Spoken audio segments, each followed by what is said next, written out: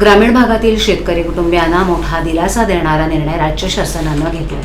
आता लग्न कार्यासाठी शेतकरी कुटुंबियांना एसटी बस सवलतीच्या दरात उपलब्ध करून दिली जाणार असून ही बस थेट त्यांच्या दारापर्यंत पोहोचवण्याचा मानस परिवहन मंत्री प्रताप सरनाईक यांनी व्यक्त केला आहे.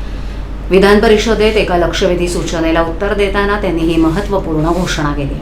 ग्रामीण भागात लग्न किंवा शुभ कार्यासाठी एसटीच्या अभावामुळे अनेकदा वऱ्हाडी मंडळी ट्रक, डंपर किंवा इतर मालवाहू वाहनांचा वापर करतात. त्यामुळे जीवघेणे अपघात घडतात.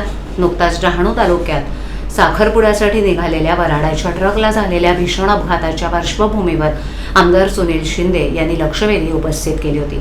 यावर भाष्य करताना मंत्री प्रताप सरनाईक म्हणाले की गरीब शेतकरी कुटुंबांना होणारा हा धोका टाळण्यासाठी एसटी महामंडळ कटिबद्ध आहे. लवकरच ताफ्यात समाविष्ट होणाऱ्या नवीन बसमध्ये ही विशेष सेवा राबवली जाणार आहे. मालवाहतून होणाऱ्या अवैध प्रवासी वाहतुकीबाबत सरकारनं अत्यंत कठोर भूमिका घेतली आहे.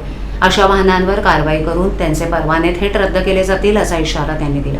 सार्वजनिक वाहतुकीवरील वाढता ताण पाहता राज्य शासनानं 8,300 नवीन बसेस खरेदी करत आहेत. त्यामुळे एसटीच्या फेऱ्यांमध्ये वाढ होऊन काही प्रमुख मार्गांवर दर अर्ध्या तासाला बस सेवा उपलब्ध होईल असं त्यांनी स्पष्ट केलं.